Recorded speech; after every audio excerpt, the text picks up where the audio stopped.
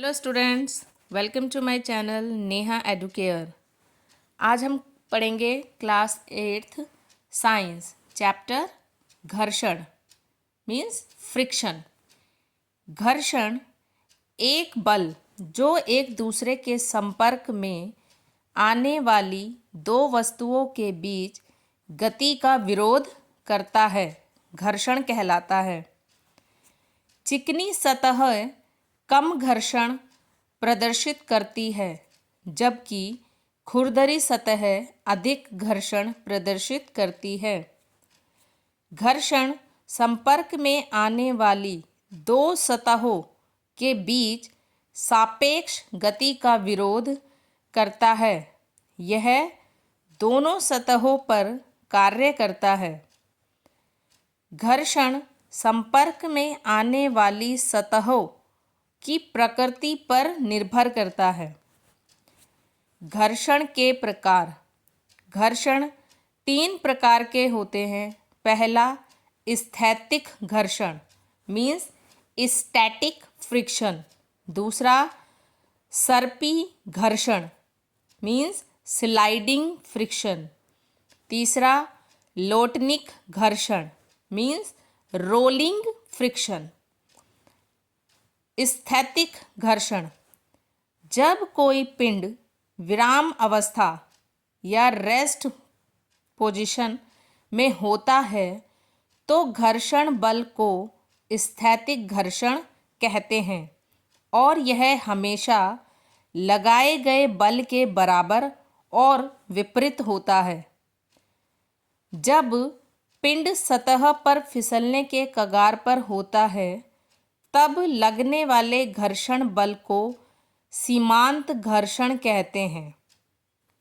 दूसरा सर्पी घर्षण वह घर्षण बल जो दो संपर्क सतहों के बीच वास्तविक सापेक्ष सर्पी गति का विरोध करता है।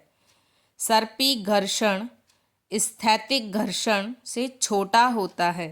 तीसरा लोटनिक घर्षण दो वस्तुओं के बीच लगने वाले घर्षण बल जब एक पिंड दूसरी वस्तु पर लुढ़कता है तो वह लोटनिक घर्षण कहलाता है। लोटनिक घर्षण सर्पी घर्षण से कम होता है। घर्षण बल में वृद्धि। सतहों को एक दूसरे पर अधिक बल से दबाकर घर्षण बल में वृद्धि की जाती है। जैसे जब साइकिल या कार पर ब्रेक लगाए जाते हैं तो ब्रेक पैड पहिए के गतिशील भाग पर दबाव डालते हैं और घर्षण बल बढ़ जाता है। घर्षण कम करना। घर्षण कम कैसे किया जाता है? जैसे पॉलिश करना, चिकनाई लगाना, बॉल बेयरिंग का उपयोग करना, हवा द्वारा सतहों को अलग करना और सुव्यवस्थित आकार। घर्षण के कारण संपर्क में आने वाली दो सतहों पर मौजूद अनियमितताओं के कारण घर्षण होता है। यहाँ तक कि जो सतह बहुत चिकनी दिखती है उन पर भी बड़ी संख्या में सूक्ष्म अनियमितताएं होती हैं। किसी दिए गए सतह युग्म के लिए घर्षण उन सतहों की चिकनाई की स्थिति पर निर्भर करता है। घर्षण इस बात पर निर्भर करता है कि दोनों सतह एक दूसरे पर कितनी जोर से दबाव डालती है। स्थैतिक घर्षण तब काम करता है जब हम किसी स्थिर वस्तु को हिलाने की कोशिश करते हैं। जब एक वस्तु दूसरी वस्तु पर फिसलती है तो सर्पी घर्षण उत्पन्न होता है।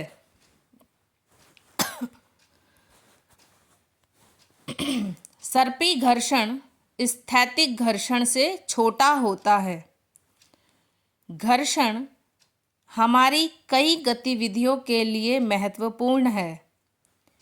किसी सतह को खुरदरा बनाकर घर्षण को बढ़ाया जा सकता है। घर्षण बढ़ाने के लिए जूतों के तलवों और वाहन के टायरों पर सतह चढ़ाई जाती है। घर्षण कभी कभी अवांछनीय होता है।